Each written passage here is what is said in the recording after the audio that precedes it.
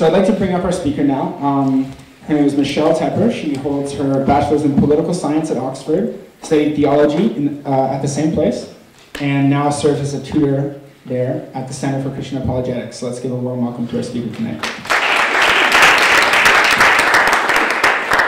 Hi guys, you're going to know from the first few words that although I come for the last 13 years from the lovely city of Oxford, I don't have that wonderful Oxfordian accent. I am a North American replaced into Oxford. I went originally for one term 13 years ago and never left, finished my BA out there, did some more studies, got stuck there, and actually, finally though, I am moving back to North America, which I'm really excited about, although I love Oxford and it's such an amazing intellectual community to live and be part of.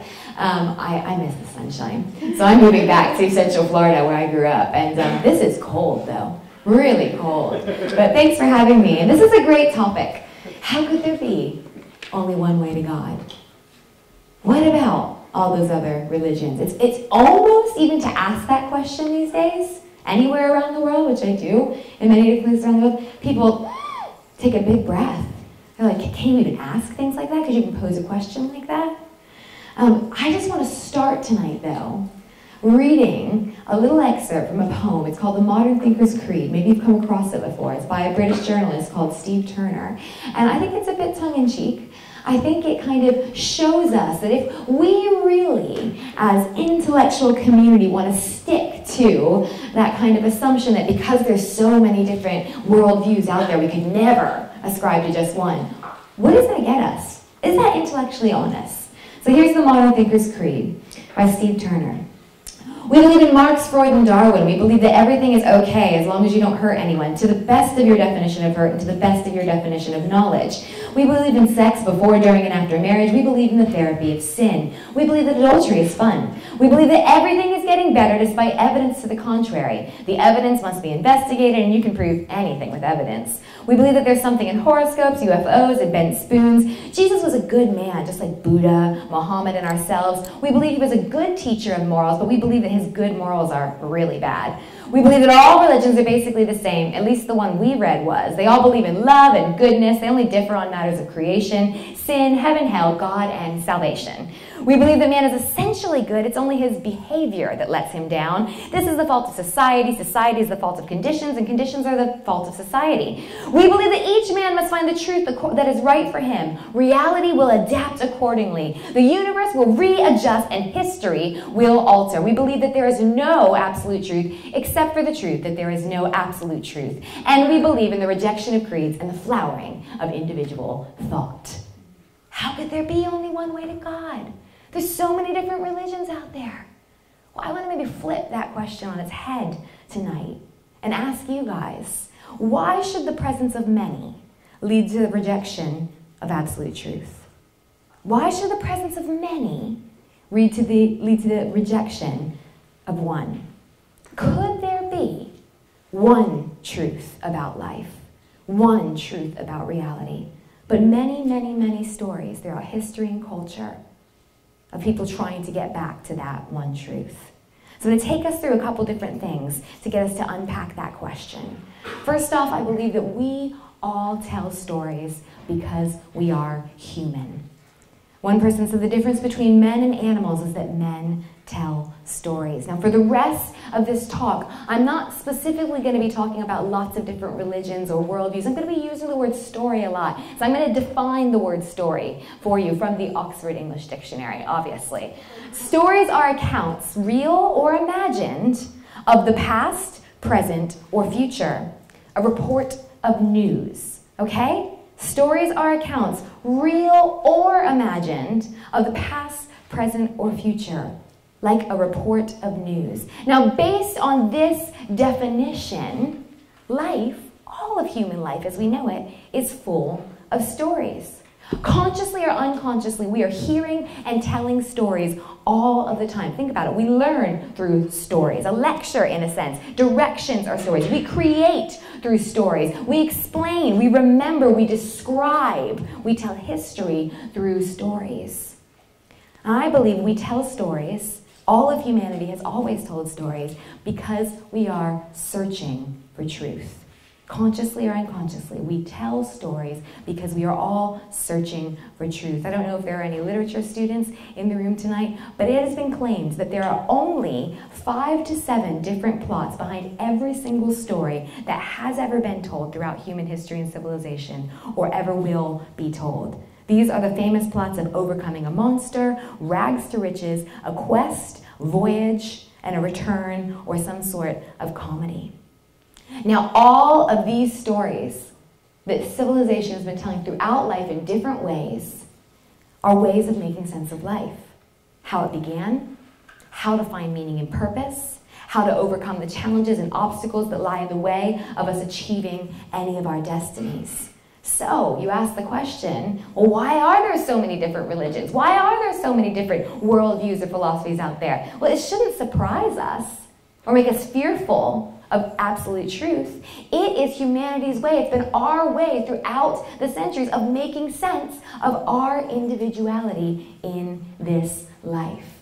In a way, we're all characters in a much larger story, trying to make sense of some sort of gnawing reality that there is something bigger or greater than us out there. And we use the medium of story or myth, if you will, to try to figure out a way to understand or relate to or link into the grand story of life. Right there you might be going, oh, that's a huge assumption you just made. Now, I don't think that there's anything larger out there. Well, what about just time? What about time? I believe all of history, even if you don't have any sort of religious background, humanity has been trying to figure out, how do I make the most of my moment? Time always has been. Time will continue after me. How do I make sense of it? What is the reality of my individuality in history? And in this sense, all disciplines, all religions, all philosophies, all worldviews, I'm sure you're familiar with that word. It's the lens through which you make sense of life, the way through which you interpret your existence and everything around you. These are all stories that help us explain or try to get to the bottom of our reality. Now, here's the problem, though. If this is true, this claim that I'm making, that we've always been telling stories, we've always been trying to make sense of reality throughout all of history, and we're going to continue to do that, can anyone, much less us, ever be sure if our story, our way of making sense of life, is true? How can you ever be sure of that? And that's where some of the famous stories of different religions and myths, like the story of the elephant, comes about, because people wonder, because everyone has been telling stories and trying to figure out truth, is there even any truth to figure out? You're probably familiar with the story of the elephant. We're all blind characters in this large story of life. And we can use our senses to the best of our ability, follow clues about truth and reality that maybe history or our experience or the academy have left along the way. And to a degree, we can even test out some of our theories about reality. But how can anyone ever be absolutely certain that their understanding of reality or their version of the story is the one real story? In this story of the elephant, the blind scribes, one of them feels something and they go, oh, that's obviously a giant python, but it's the trunk of the elephant. Or someone grabs onto the leg and that's a big tree trunk. Someone feels the side of the elephant and thinks that's a big piece of papyrus. And someone stands back and goes, see, it's all the same thing. Now, you might have heard this claim that the Christian worldview makes through who we call God and truth. His name was Jesus. He said, I'm the way, I'm the truth, I am the life. No one comes to the Father but through me. Now, everything I've said up to this point maybe sounds good. Maybe I even saw some people shaking their heads. Yeah, how can you find out about truth? But then you stick that Christian claim in the middle of everything and go, wait a second, that doesn't make sense with everything that we've just said. How could anybody, much less one man, thousands of years ago in history, claim that amidst all these stories, amidst all of this uncertainty, he knows the way to God. He is the only way to God. What does that mean for everybody else? Because of this claim, people often claim that Christians are arrogant, or they're exclusive, or they're extremely ignorant when they claim that we have found the truth about life through Jesus Christ. But let's look at some of those common arguments against Christianity for a second before we dig in to what Jesus and the Christian claim actually means. Let's look at this idea that Christians are the most exclusive religious people out there. First off, what is exclusivity all about? Why can't every story just be true? Well, first off, this is a huge assumption that all religions say the same thing. Anyone who thinks that tonight, I'm sorry to burst your bubble. It doesn't take much study. You don't even really have to be a religious major these days in the advent of all of the information that you can get, either from talking to someone next to you that's probably from a different culture that you're from, or on the internet, or doing a little bit of travel. All religions do not make the same claims about God, about life, about reality. Differences can only come from exclusion. We have the right to disagree with each other, but not the right to be disagreeable. Every single major world religion was born or is distinctive by way of excluding certain tenets of another religion or worldview. So maybe we need to put to bed this assumption that only Christians are exclusive. The only religion that could claim that they're completely inclusive actually ends up excluding anybody that isn't completely inclusive. So maybe we have to put that one. What about this whole arrogance claim? Can anyone ever be sure about the whole story? How come Christians are so sure all the time that they've seen the light? They know the truth. Doesn't the claim that Jesus make or that Christians make fly in the face of everything that we've been talking about? Aren't Christians just as blind as the rest of the characters in the story? Before I dig into that, I want you to ask yourself another question. What is it that makes a story true? What is it that makes something or a story true? The truth of the matter is that yes, Christians, or we, if I can self-identify for you tonight, you're probably not surprised at that with the event that you've come along to. The answer is that yes, we were just as blind as everybody else. And nothing that we could ever do, sense, or think could ever cure our blindness about the truth about life, about the truth about reality. And if the Christian claim that we have found out the truth about God, that we have found out the truth about reality is based only on our blind opinion of the truth, then actually we are no better off than any other story that's ever been told. Regardless of how intellectually, emotionally, or practically compelling someone or myself might have told you the Christian story, if we base our confidence on the fact that it is just our opinion, it would be arrogant. We would have no philosophical ground to claim that our opinion outweighed anybody else. Because I don't know about you, but I've heard for most worldviews out there, for most religions out there, I have heard very compelling arguments. And unfortunately, from the Christian worldview, standing up here representing it today, I've heard some arguments that are far less than compelling, not very intellectually satisfying sometimes. So if our confidence is just based intellectually, emotionally, or practically, it would be completely arrogant to say we have found out the truth about life. We know our story about reality is true. Why is that? Because as you know, in an esteemed education like the University of Toronto here, there are lots of different persuasive interpretations of the story of reality and meaning in life that make sense, that can be argued well by those in many different cultures and from many different disciplines. But could there ever be an end to endless interpretations about life? Could there ever be an end to the endless interpretations about truth and life? I remember talking to, because after I did my degree and before I started working as a tutor for the Oxford Center for Christian Apologetics, I was actually a chaplain for University of Oxford students for 7 years. And I remember talking to some of our literature students, and literally by the end of their 3-year degree at Oxford, they never wanted to see another book again in their life. They're like, nope, I'm putting it away. I picked the wrong thing. You know why? Because they were so sick of this question. There could always be one more interpretation. There could always be one more way you could argue, no, that's not what this piece of literature meant. No, that's not what this meant. And they were just so jaded. They were sick of it. They're like, if I never read again, I would be happy. Now, the author, Rabbi Zechariah, says this: at the heart of every religion is an uncompromising commitment to a particular way of defining who God is or is not, and accordingly of defining life's purpose. I think there's a lot of claim in that.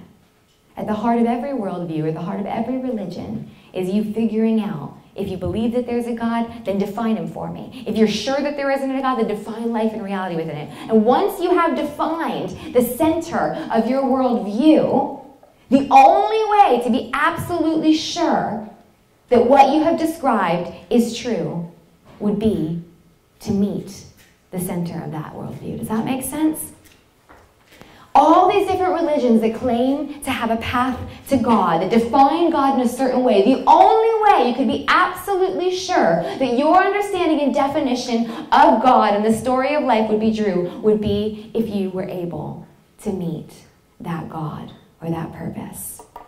Or in other words, the only way to figure out the true meaning of any story is to meet the author. The only way to figure out the true meaning of any story is to meet the author. But let's look into that claim right now. We, as humanity, have denied not only the existence of, but the need for an author of life. That flies in the face of everything in the cultural moment that we're living in. And yet we wonder then why we're constantly battling the darkness of meaninglessness. There is no design. There is no author. This is nonsense about stories. There's no one to meet out there. And we wonder why we search for meaning. We search for purpose. We search for truth, or we've given up on truth, and then we're bleak, confused, searching for identities. Only the author of life would have the right to explain the true meaning of life. Or let me put it another way, only if there were an author of life could anyone have the authority of being able to explain the true meaning, purpose, and significance of all human life, or your life and my life. Well, guess what? The message of Christianity is that the author of life wrote himself in to the story of life. Have you ever heard the full message of Christianity before? Or have you just met some people that have called themselves Christians? Or heard some reports on the news that make you go, yeah, that's what I thought about that worldview. What is the story of Christianity? Christianity is sometimes called good news. I don't know if you've ever heard of it explained that way. This good news is that there actually is a real God out there. And this God is a personal God who is love. And this God of love is the author of life itself. And Christians don't just believe this story about the presence of a grand author of life blindly because it sounds good and it's one more fairy tale. We are confident that our story is true because the author of the story came to us. That's the message of Christianity in a nutshell, if you didn't know that.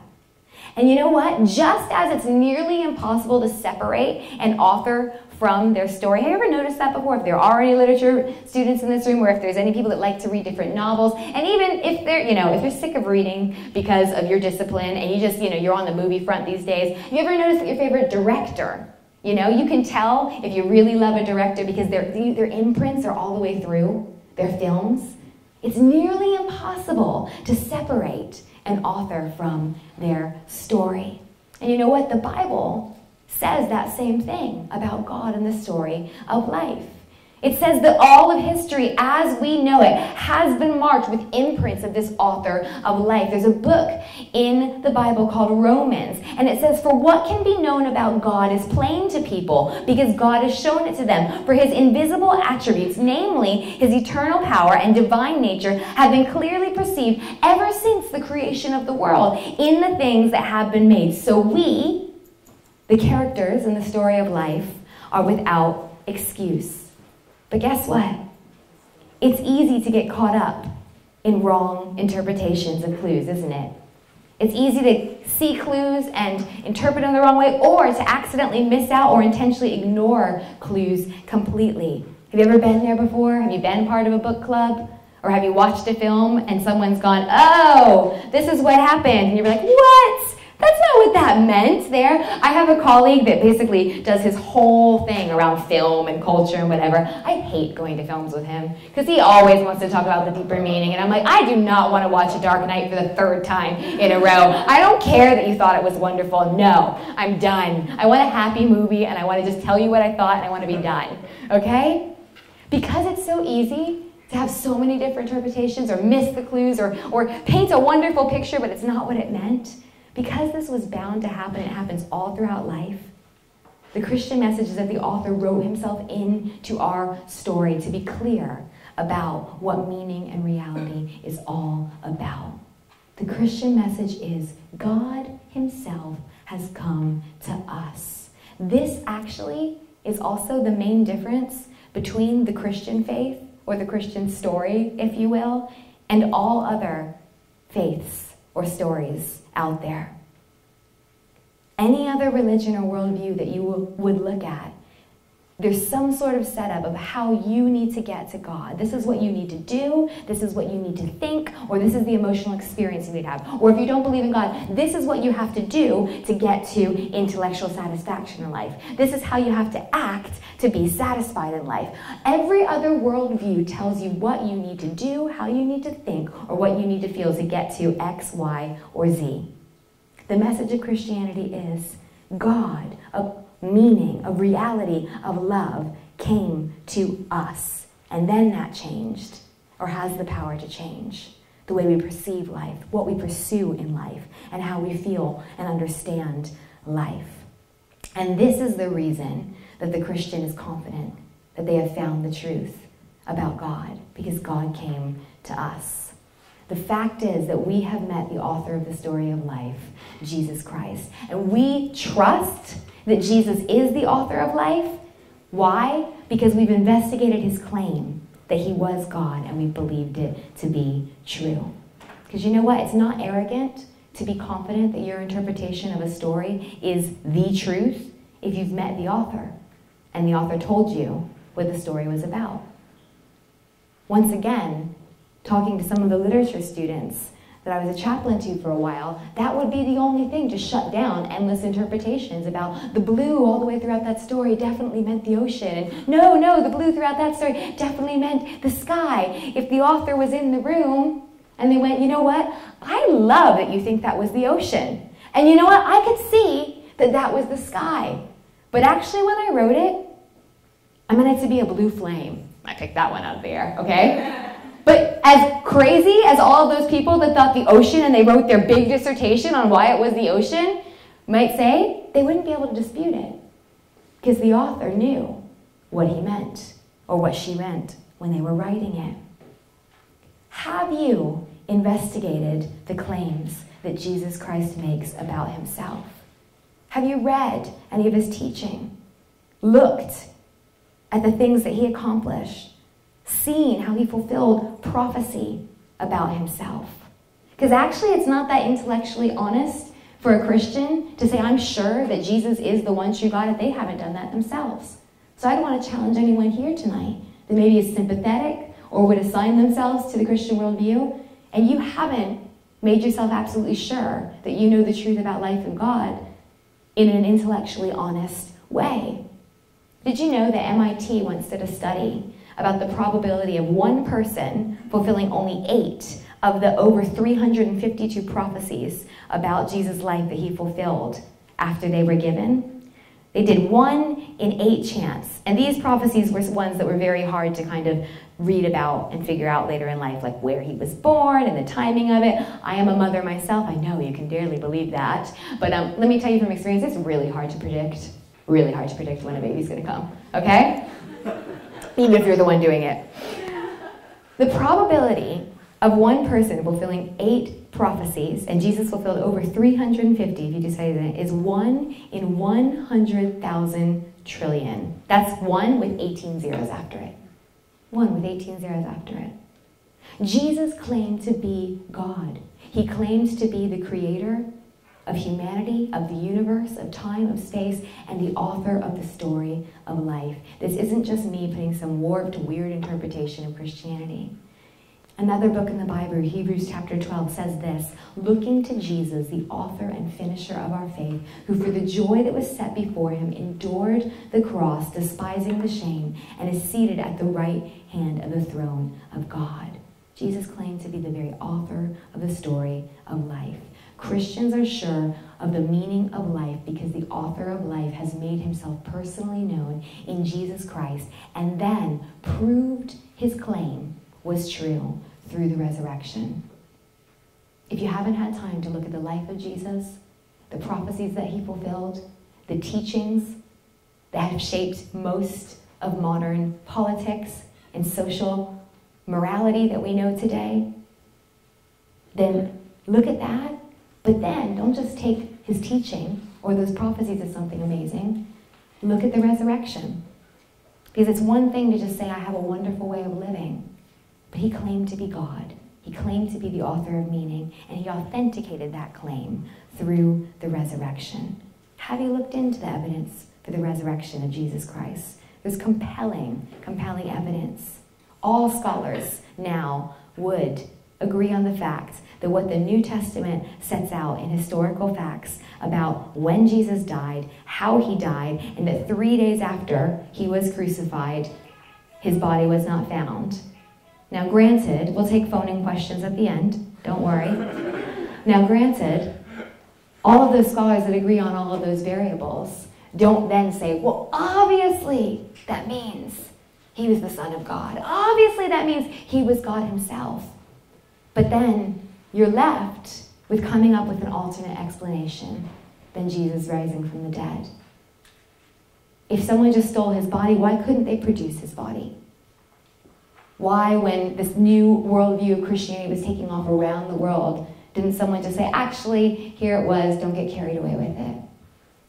Mass hallucination has been one theory, although there has never been any academic evidence that groups of 50 or 500, let alone really 1 or 2, could hallucinate exactly the same thing. If you look at the evidence that has been done for hallucination. Legends and myths, that Jesus never claims these things, that it was his followers that made these things up. That's the other alternate education. Legend or mass hallucination are the only 2 academic critiques of the resurrection that have ever gotten any traction or any type of extra research.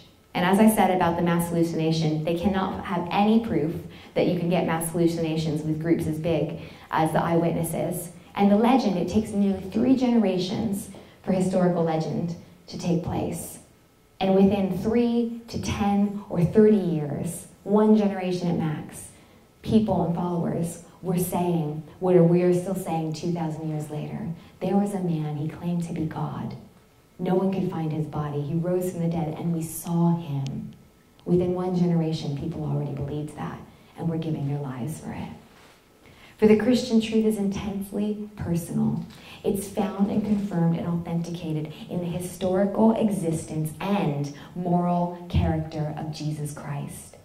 Our faith is not a blind or arrogant acceptance of ideas, but a confident decision to trust a person. Our faith is a confident decision to trust a person. And that leads me to my final question, and I think one of the final obstacles to people actually pushing into, could this be true? Can we really trust the author of life? If Jesus really was who he claimed to be, can we trust this person? For many who work through flawed assumptions about exclusivity or arrogance, these answers still leave serious doubt about the character and nature of a God who seems to leave such a narrow path to himself. If you're familiar with the author C.S. Lewis, most commonly famous for the Chronicle of Narnia, he picks up on this part. He says, if you're a Christian, you do not have to believe that all the other religions are simply wrong all through.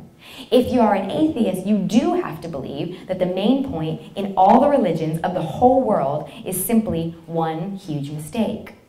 If you are a Christian, you are free to think that all those religions, even the strangest ones, contain at least some hint of truth.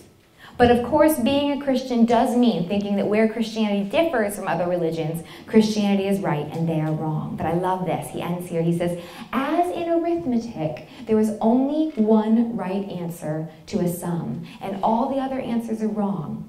But some of the wrong answers are much nearer being right than others. Does the presence of many mean there could never be one truth, one God? As Christians, we cling to and we defend the biblical truth that Jesus is the only way to God, but also passionately trust that based on God's great love and desire for humanity, there are as many different ways to Jesus as the people who come. The Christian worldview says that Jesus is the one path to God because he is God himself. But from the life and character of the man Jesus Christ that the Christian believes is God, what he showed, what he said, his view that his love was for everyone, that his offer of life was for everyone, we believe that there must be as many different ways to Jesus as people that walk the earth. I wonder if you've ever thought of it that way. Could there be one truth? And maybe the reason why there are so many different stories about reality, about truth, maybe the presence of beauty and truth and justice and morality in so many different cultures' hearts across the history isn't because we could never know one truth about it all, but because the God of the universe, the author of the story of life, has wanted to know each and every single one of us in a personal way, and has used and will continue to use every single outlet available to make himself known until the end of human history. Thank you so much for listening to this talk. And actually, we're just going to transition a little bit to give you a chance to mull over what I've just said and to give you a chance to go, I'm not sure about that. And as we do that, I'm going to invite my colleague, Nathan Betts. He's actually based in Canada. He's been to the University of Toronto a few times, and we're going to field some questions from you guys. I just want to invite Nathan and Mark back up. Thanks so much for listening.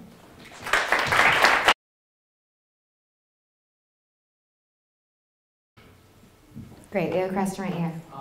So you talked about how Jesus, the resurrection of Jesus, and then how we are looking into counter explanation, alternate explanations from all that, right? Yeah. So what about Islam? Like Islam has offered a counter explanation. How would you answer to that? Like Jesus was indeed special. He had all those traits that we talked about, but he was not God. He was one of his many apostles, and he was just not the last one. What about that one? Yeah, I think that is a great question. So did everyone hear that in the room? He said, what about Islam, and what about Islam's offer that Jesus was just a great prophet? And there's been many things. You know, not only Islam has that view. A lot of people are willing to go, you know what, you make a good case about Jesus, about his morality, about things. Why do you have to take the step about God? To actually quote C.S. Lewis again, just because I think he's great on this, if you haven't had a chance to check out a book called Mere Christianity, it's a really robust argument and kind of overview of the Christian worldview. From the claims that Jesus made about himself, if you look at all of them, he claimed to be pre-existent to the universe. He claimed to be God himself. He claimed many different things that basically doesn't leave it open to interpretation if you want to think that he was a good moral man or good moral teacher. To be anything other than God himself. So what I'm trying to say is that Jesus actually never said, I am just a good teacher. And if the claims that he made about himself are not true, then it leaves us with only two other options. Either he was purposefully deceptive, right? And he knew that he wasn't God, and he was just hoodwinking all of his followers, or he was very delusional. He was sincere, but he was delusional, right? But when you look at the life of Jesus, and you look, and I'm not just saying look at the Bible and the Bible reinforces it. When you look at historical accounts of the teaching that are outside extra-biblical sources, you get a very, very strong academic view and understanding that Jesus claims to be God, that he wasn't delusional, right? And that he wasn't actually lying to anybody. So it doesn't really leave it open to interpretation of him just being a good man or a good prophet, because based on the things that he said about himself, either he could have authenticated those claims, which the Christian worldview believes that he does when you look at prophecy, when you look at the proof for the resurrection, jet lag. When you look at the evidence and the proof for the resurrection, that leads us to say everything he claimed about himself is true. So I would say the burden of proof then on people to say he is only a good moral teacher, or he is only a prophet, would be to show that the resurrection didn't happen, to provide a better explanation for that, or to prove some way, shape, or form, which people have done in the last couple of years, not prove, but are making the argument that Jesus never claimed these things. Those are the two only other options. Either that the resurrection didn't happen, and you can read lots of arguments on that, or the fact that Jesus never made those claims. Those are, once again, the two other tractions in academic institutions right now that people argue. But then you have to lay out the proof of all three of those. Where is there more evidence? Does that help at all? Forgive my education resurrection thing. Yeah. I just want to add one thing here. Sorry, can we get your name, actually? Me? Yes, yeah. Pausana? Yeah. Okay, I just want to add one thing here. I think just a slightly different note is ultimately when we're talking about Christ, when we're talking about God, and through the Christian lens, we're talking about history. That's a really big deal. And I had actually even gently pushed back, with my discussion that I've had with my Muslim friends, to say that Christianity is unique, particularly when we're talking about the Bible, because it is not a self-referencing book. And in that just that point alone is a showstopper. You really, and when I talk to Muslim scholars, my colleague, PhD in Islamics, that's just not the case when we're talking the Quran. And that's not actually attacking the Quran. It's just saying, look, we're actually going to look at the text, compare and contrast, and we can't say the same thing. So when we're looking at the person of Christ, we're saying, let's put the Bible aside. Let's look at first century historians. What are they saying? Not the popular guys, New York Times. No. People who actually spent their lives doing history. This is what they're saying about Christ. We've got to take that seriously. So in addition to the points that really are also showstoppers, hundreds of people seeing Christ after the resurrection and worshiping him. That's blasphemy. But it's not blasphemy if it's the true God. And so that's stuff that we've got to actually take seriously and say, what's going on here? This isn't just a rabbi. It's not just a prophet. No, let's do the math. This is God. That's why, they're calling him Lord. And in the Greek, that's not an ambiguous word. They were calling him kurios. That's not rabbi, boss, teacher. That's Lord. So again, there's a lot to think about, but even if we put the Bible aside, looking at first century historians, they're saying, okay, we've got to think about this. So it's rooted in history. So that gives us some food for thought. Just another thought to what Michelle's saying. Any other questions? Yeah, great question.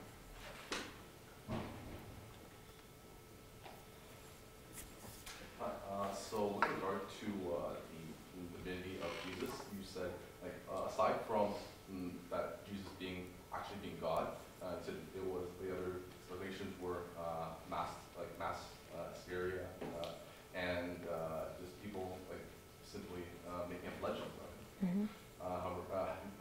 Are you familiar with the Council of Nicaea, mm-hmm. where Emperor Constantine was central in drafting what was to become the basis of the modern day Bible, everything from the Byzantine Empire onwards was much of the material was filtered out because many of Jesus's disciples had a gospel, but only 4 of them made it into the Bible. Where was the account of Peter? And even Judas or apparently Mary Magdalene. So a lot of the accounts of Jesus, especially pertaining to his divinity, were exaggerated by Constantine in order to further secure his own right to rule. And another thing, so a lot of the stories we read in the Bible are just a byproduct of a political agenda. What do you have to say about that? Good question. Yeah, good. You start now. Yeah, I'll just start and Michelle can make all the corrections. Show-stopping ones. A book that I recommend off the bat, when you mentioned Constantine, is a book by Rodney Stark, who's a sociologist, and he wrote a book called The Rise of Christianity. And it's very interesting because I think from a popular starting point, we often think of Constantine as, he took Christianity and he misused it and abused it, and all of a sudden we have him imposing things on the Roman Empire, making Christianity great.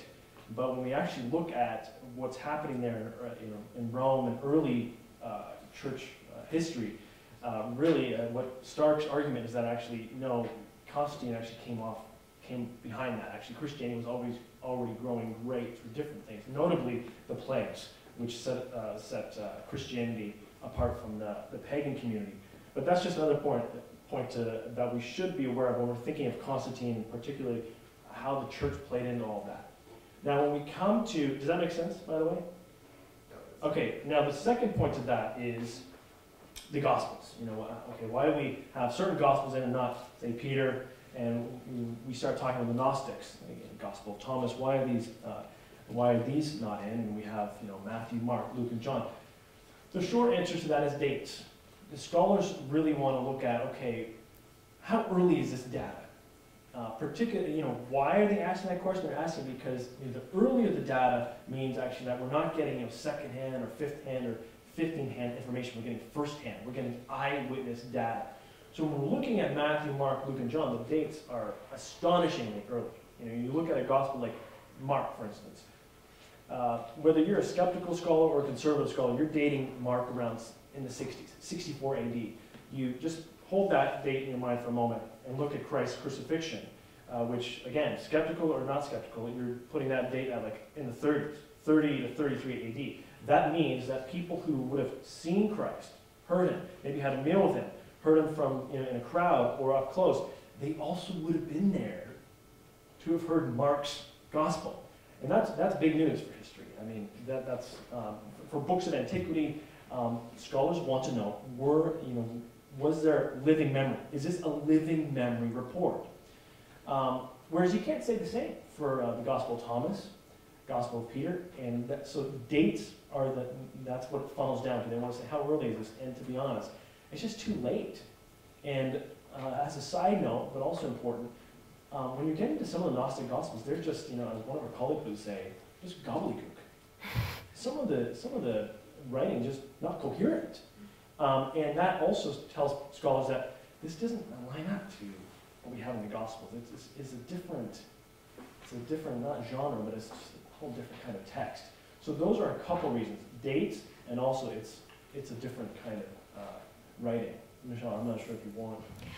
That's actually a great answer. One thing I would just add to that is that apart from dating, so textual criticism is the way that not just the Bible, but works of antiquity, people authenticate how historically accurate them. Dating is very, very important. So most of these Gospels that you talked about, as Nathan said, they're more than 300 years removed after the fact. Whereas the canon of Scripture, as we call it, the New Testament particularly, are all dated within, they say, about 30 to 60 years from when the actual events happen. So these other Gospels, it would almost be more intellectually and academically unsound for them to have been included, because we're talking about hundreds of years after the actual events of Jesus. Now, apart from just dating, we also look at the number of fragments or the number of copies of the works that we have. So based on looking with dates and the number of fragments that we have, the New Testament has over 5,000 different fragments of the actual books that would be sold on every single shelf today or downloaded on every single Kindle device today. And then we've got almost 9,000 Latin versions of them, and it gets higher and higher. Because of that, there is no other work in classical antiquity that has as much fragment and dated support as the Bible. Now you might say, why does all of these fragments and copies of things make us more sure about a book? Surely lots and lots and lots and lots of copies means it's been changed and altered over time. This makes the Christian view of the authority of the accounts of the New Testament more sure, because you can line up all of these copies, ones that were much later in time and ones that were removed only about a couple hundred, well actually less than 100 years after it, which actually I can see one of those. The earliest copy of the Gospel of John is right up the street from where I work in Oxford at Magdalen College. You can actually take it out and sit with gloves with the right people. They're not very friendly at Oxford with their old stuff, okay? If you're studying the right thing with the right people, you can actually see it and touch it, and it is dated to 90 AD. And this is a copy at this point. if you look at the paper, of something that was already there. And it's exactly the same words and exactly the same Koine Greek that we have today. So that actually makes a strong case. Not only is the dating very good, but we have so many copies that when you lay it up against each other, they haven't been altered. They haven't been changed. There's like a presence of one S or a difference. And where there has been changes and the earliest editions don't have something, Christians and the New Testament doesn't hide it. If you go in modern translations and open up the New Testament, John chapter 8, most modern translations will say the earliest known copy, which would be the one that's up the street from me, doesn't include these first three, these first 5 or 6 verses of it. So they're really, really open and honest, going, look, we have all of this evidence, and we have all of this literary criticism that, when we work backwards, leads us to believe all of the historical accounts that we have about the life of Jesus and then the spread of followers of Jesus are actually true. And one other thing, some of the gobbledygook that he says, my most favorite one is in the Gospel of Thomas, which is at the end, which is, unless a man becomes a woman, he will never inherit the kingdom of God. So actually, if I was Constantine, I would have included that one, personally. Anybody else?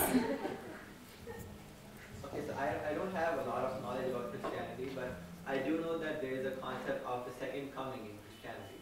So I would like to know what is the relevance of that. Like, shouldn't that particular instant be self-explanatory? Like, if Jesus was God, he would be coming back and he would be telling, I was God. So shouldn't that have some kind of relevance? Let me make sure I got this right. You're saying that there's a second coming that's talked about, and so if Jesus was God, he would be coming back, so we shouldn't. So are you saying, when is that happening, or are you saying the resurrection shouldn't have surprised anyone? So I'm just wanting to make sure. Saying that, should we just leave this question to that time? Like, when that time comes, we will all know that this was the truth. The witness, the man himself is here now. He can tell the truth. Right.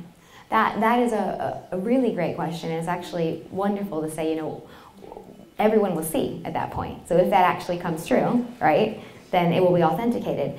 The problem, if you will, with that would be in what really the claim and the invitation of the Christian faith or worldview is all about. What I tried to present earlier was the fact that the Christian worldview is about a God of love, a God who's personal, a God who wants to know the people that he created. He wants to be in relationship with those people. And yes, I do believe what you just said, that one day Jesus will return, and it will authenticate once and for all that everything that we have believed and that his resurrection pointed to is true. However, the Christian also believes that at that time, time will end. And that if up until that point, human history, you have not decided to consider for yourself the claims of Jesus and decide for yourself you actually are who you say you are, then it will be, at that point, too late, because time will have ended, and that the whole time of human history has been about God, who wants to be known, offering himself and saying, I would love to be in relationship with you. Would you like to be in relationship with me? And when he comes back, he is saying, did you want to be in relationship with me? I'm here now. And that everyone who has always said no and continued to say no, that has been their answer in life. No, I don't want to be with you. And that when time ends, because we believe that the Christian faith is about a God of love, love, true love, doesn't force itself on anybody.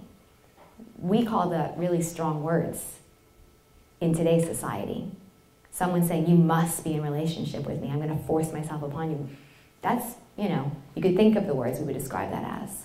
So that when Jesus does return, although it will authenticate it for everybody, it will also say, you did not want to be in relationship with me, and you don't want to be in relationship with me, and so this is the end of time. I will give you what you want. Those who want to be in relationship with me will be with me forever, and those who don't will not be with me forever. So I think you've actually asked a great point. If this is all true, will it be authenticated? I believe it will. But until it is authenticated for all to see, for the span of the time that we have as human beings, we have a choice. Look at the evidence. Could there be more to life than just running out your time? Could there be a design and a purpose and truth? And if so, would you like to know that truth? I don't know if you want to add anything to it. Is there any other I would questions? just like to add that Islam also had that concept, like Jesus is going to come back.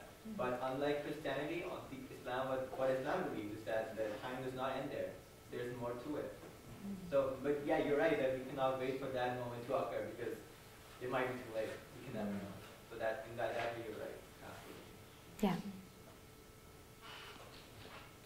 And as I said, in the middle I said a quote that at the heart of every religion, so this would include Islam, this would include, next door neighbor to me in England, she's one of my best friends, her name's Amita, and they're of the Sikh tradition.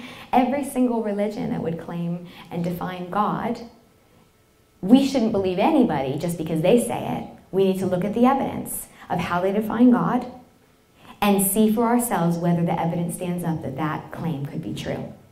And I think to be intellectually honest in any religion or any worldview, we shouldn't just accept it because we grew up that way, or because people tell us, or because someone gives us a compelling argument on. That's not what makes something true. We need to look at the claims, we need to look at the evidence, and then decide for ourselves, is this true? Anyone else?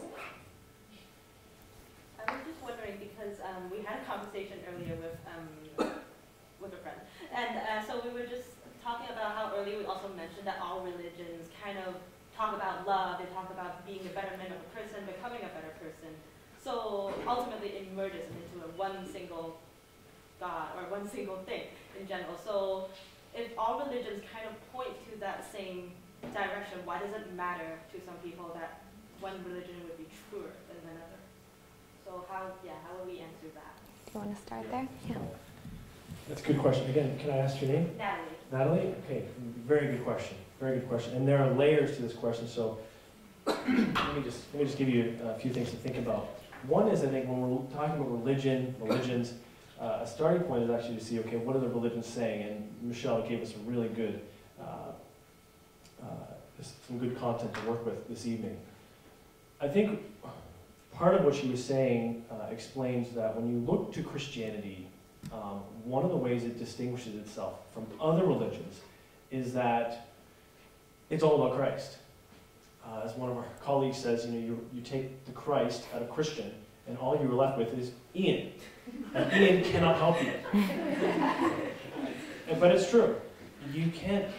You take Christ out of Christianity, and you're left with nothing. It's not Christianity. The same cannot be said of other religions. And again, I say this with great care and also thought here. You look at Buddhism. You can actually remove the Buddha from Buddhism, and you're still left with the doctrine, the core doctrine. You can still be left with the core doctrine of Buddhism. Even Islam. You can remove Muhammad from Islam, but it's still possible to have the core and key doctrine of Islam without Muhammad. Not the same with Christianity. You take Christ out, and you don't have it. But more than that, when you look to the founders of other religions, they're pointing and giving teaching and pointing to the belief and ideas, and they're pointing to the means by which you obtain salvation, meaning to life, truth, the things that we long for, the things that we desire. You don't have that in Christ. Christ was not pointing at anybody. He was saying, I'm it. I am that person. So, not the teachings, it's me. If you want true life, it's me. And that's why, what he was saying was so provocative and got him into a lot of hot water. He wasn't saying, look at these beliefs, explore them, think about it, learn them, and you'll find life and be fully satisfied. No. He's saying, I am it. Michelle said earlier, Jesus says, I am the way, the truth, and the life. Well, when you do a bit of digging in that statement, Jesus saying, I am the way, the truth, and the life, the word truth there in the Greek is aletheia, which means to unhide, to reveal. So we've got to ask ourselves, when he's saying, I am the way, I am unhiding, we've got to ask, well, what is he unhiding? Answer, God. He is unhiding, he's revealing who God is. That is, again, what set him apart from other people. That's why people picked up stones You know, people didn't like that because they knew he was making a God statement. He was making a claim to divinity. Just one more, and then I'll pass it to Michelle if she'd like to say anything. He also makes a claim to life. One of the grand themes of Christianity in Christ is life. When you come to Christ, you find life. But here's the thing. Something is lost in translation because often we associate that word life with just, well, what we've got here. You know, heartbeat. Biological life. Every day, you know, waking, sleeping, doing jobs, you know, work, study, whatever it is. But the interesting thing is when Christ used that term, there are two words in the Greek we can find there. Bios, which is biological life, or zoe, which actually has the whole idea of fully satisfied, everlasting life. And when Christ talks about life, he says, you can have this life over here that is just normal life, day in and day out life, or you can have life that is everlasting life, full satisfaction. That's what sets them apart. So in a sense, there's actually even no competition because when you look at the religion landscape on this part, because Christ is making a claim that no other person claimed. They're pointing. Christ is saying, I'm it. So does that make sense? I know it's sort of a lot there. But yeah, it's really all about Christ. It's not pointing, saying, I am it. And when you look at the statements, you see even more profundity of what he was claiming. I think you got that. That was great. Okay, so assuming Jesus is God. No, sorry, are you going to give us, you got to throw money now. You've got 3 questions. You've got to throw us a 20 out here. Okay, buy coffee. Okay, so my question is that assuming Jesus was God, who were all those other people like Solomon or Noah or Abraham? Because they are a part of Christianity, right? So how does Christianity signify those people? Because Christianity mentions them over and over in the Bible, right? Yeah, you go. That's a great question. So, in Christianity, all of these other characters you talked about, none of them claim to be God, first off. That's really important. Christianity, from start to finish, is telling the story that I was trying to tell earlier of people that are searching for God, the one true God, and even before Jesus shows up, so 400 years before he shows up, that's what that first part, the Old Testament we call it, people that are searching for him, God is showing up and saying, here I am, I want to know you, let me get to know you. And it's kind of like the abridged version of what I just said. That's a huge claim. That's not what I mean by that. That's jet lag as well, okay? I was trying in that talk to show an example of that basically people throughout history, now in the Bible, that's showing people from the Jewish faith and then moving into what became the Christian faith, right? It's people that have been searching for God, right? Or searching for meaning, or searching for direction, or searching for purpose, and then they found it. Every single story and every single character is about how they found their meaning and purpose by meeting the one true God. And when Jesus comes on the scene, actually, what I would say is good theology. Theology just means words about God, okay? If you're ever confused by that.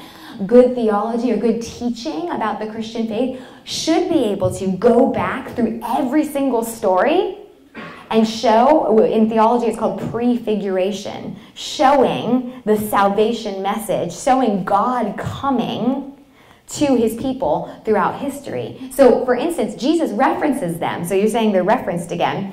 He says to the religious leaders of the day that weren't believing his claims to be true, that were the ones picking up the stones because he was saying, I am God, and they're going, no one can make a claim about that. He said, the only sign you're going to be given, because you have me here and you're rejecting it, is the sign of Jonah, right? So he points back to this guy called Jonah, if you're familiar with that story of Jonah and the big fish, right? And some people read that and go, what? What? Jonah's going to come again? There's going to be another fish? But you can point to the story of Jonah and look at a person who was cast into the sea, right? To save the people on the boat, if you're familiar with the story at all, right? And then 3 days later, right? He's spit out of the belly of the whale. And what does he do? He brings salvation or repentance opportunity to a whole bunch of people that hadn't heard about God before. He says the sign of Jonah. What is the story about Jesus? The story about Jesus, that it was prophesied before he was born and how he was going to die. He was pointing to that prophecy of how he was going to die. And his death, if you studied it, what happens? He is cast into a grave for 3 days.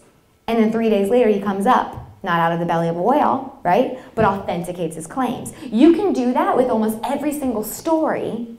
Even the story of Abraham, familiar with that character in the Bible? You look to his sacrificing his son Isaac, right?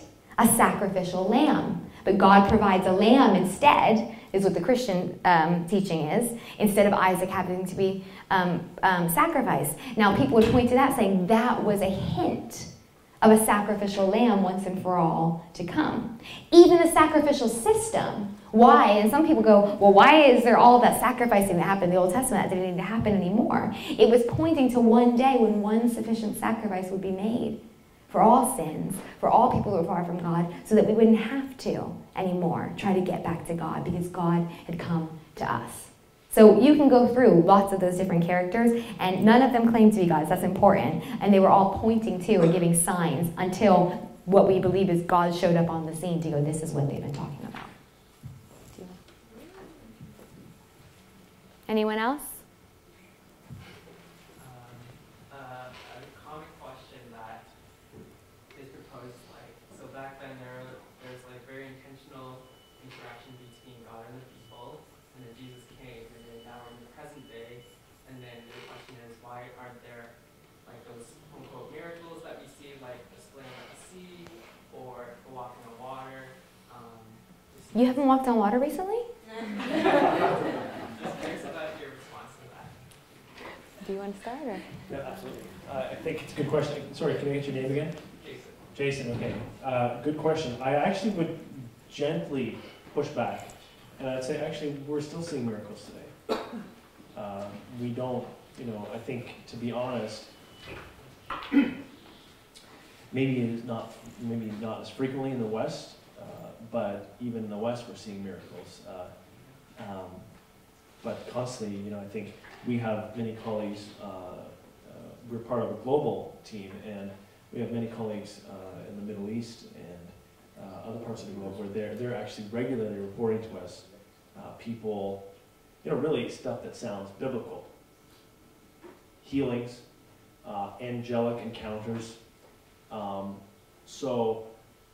Depending on what you mean, and I love to interact with you, because you might say, well, yeah, that's not really the point. Okay, even if we are seeing it, why? I don't know if you want to come back. I would say no, we're still seeing miracles. I think, and this points to actually a deeper belief. One of the fundamental beliefs to Christianity, not just actually located in the biblical text, but for here, now, today, 21st century, is that God speaks. He's real. It's not just theoretical, it's not ideas, but it's actually real. On the ground, God speaks, He acts, He works in our physical space. So, I would say, in one sense, some of us might not be seeing it, but I think I would say, no, I think we even just need to go and Google it. I mean, people are seeing stuff. We are. So I would push back on that and say, no, those things are still happening today. Miracles still happen.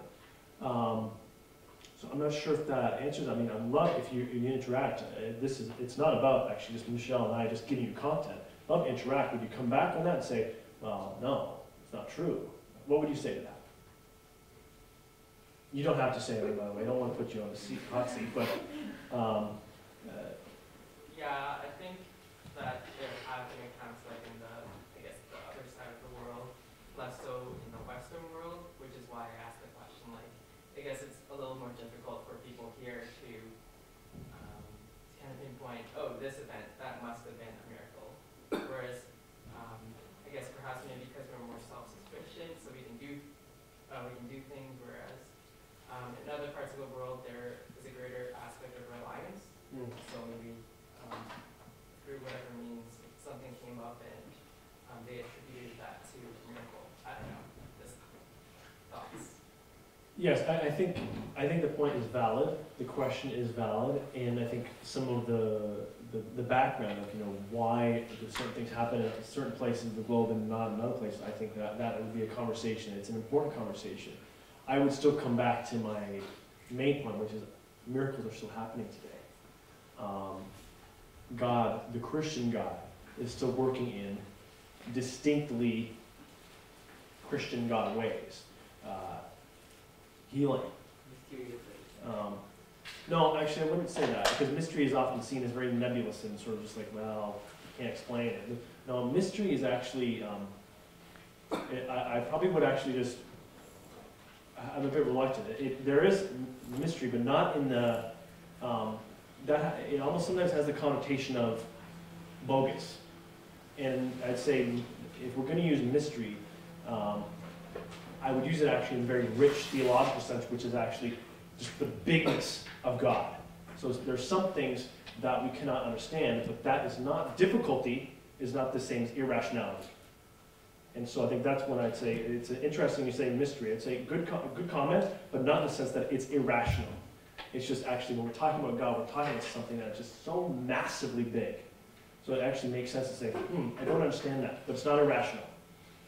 So, because we've got a lot to work with. So anyway, good point. I'd say miracles are still happening today. That's good news.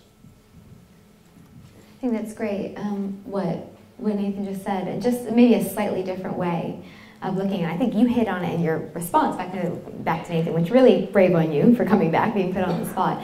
You're saying maybe we're so self-sufficient sometimes in the West that either we're not looking to see God or something greater than ourselves, or asking for it in any way, shape, or form. And I would want to open that up as a challenge to anyone in here. You know, I read a passage from a book called Romans in my talk, talking about, that said that throughout history, God has been evident in nature, in different acts, in different things, right? So that it actually says quite strongly in the Bible, we are without excuse, right? What I think is the mercy and kindness of the Christian message is that even though God could point to, look at the universe, look at different things that we can point to, that there is, you know, a greater cause, that there is design, he didn't just leave it to you're without excuse because I left so many clues. He came at a fixed point in history, and what we've been making this case over and over again, you can then look at the evidence for that historical act, and then for all of our human history now, he doesn't have to keep coming and coming and coming, because that actually wouldn't make sense. Once and for all, he showed up so that we would have some historical evidence, we could have something to point back to, and then he has continued and will continue to make himself evident. But possibly we're not looking, possibly we're not asking, possibly we point in lots of different directions when things go a certain way. So that's just a slightly different way of looking at it. And maybe it would be interesting, because I don't want to put the whole room on the spot here. You know, Nathan made a bold claim of saying miracles are still happening today, and it's not just happening across the world. I dare say that if you guys stick around and go to the pub that they're going to afterwards, that if you ask some of the people there if they've had something in their life here in the West that is seemingly miraculous, that they can't explain, then it would bring some interesting discussions up. And I have some I could share with you myself afterwards if you want. So I would say maybe it's because we're not looking, or maybe it's because we're not asking.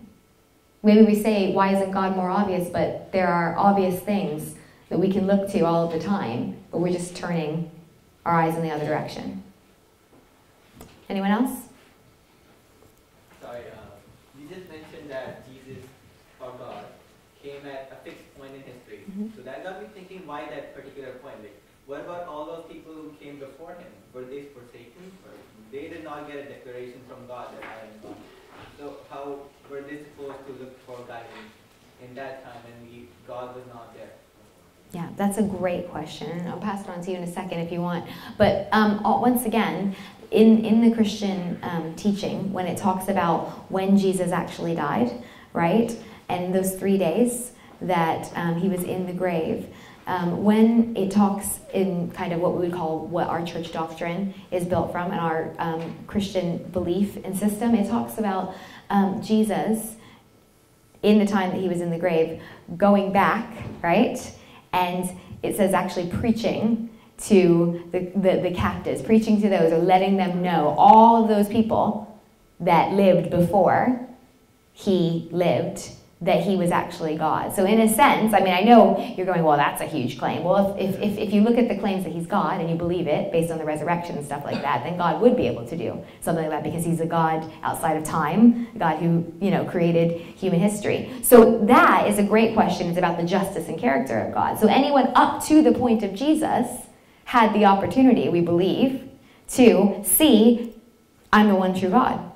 And you have a chance to get to know me right now. And then us that live all the way after Jesus until the second return that you've talked about already have this historic evidence. And not just historic evidence. We've mentioned historic evidence a lot. Actually, my colleagues back in Oxford, I got to come here to Toronto and speak to 300 12 to 18-year-olds on Saturday. All the rest of my colleagues were speaking to 600 people in London, from most of them outside of the Christian faith, and we called it Reasons for God.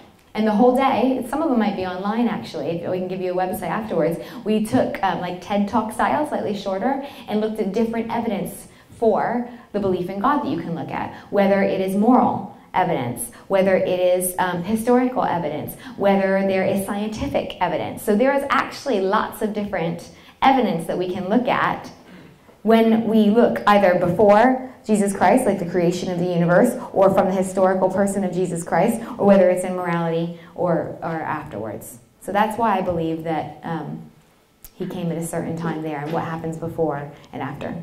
Pass it on to. Yeah. Sorry, we're not over yet. We still have half an hour, but I just noticed a couple. If you have to leave, because I noticed there was people leaving.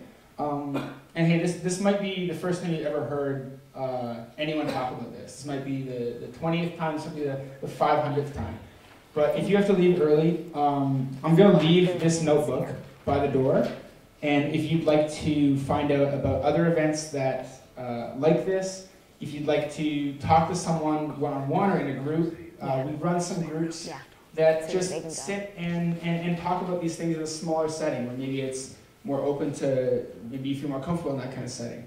Or if you want to meet with someone one-on-one. So I'm going to leave this notebook and this pen right by the door there, and if you have to leave early, you can leave your name, your email, and then I'm just going to leave a kind of a blank space for what you'd be interested in. If you want to put your name down, then feel free to do so if you have to leave. If not, then don't feel pressured. So I'm going to pass back over now.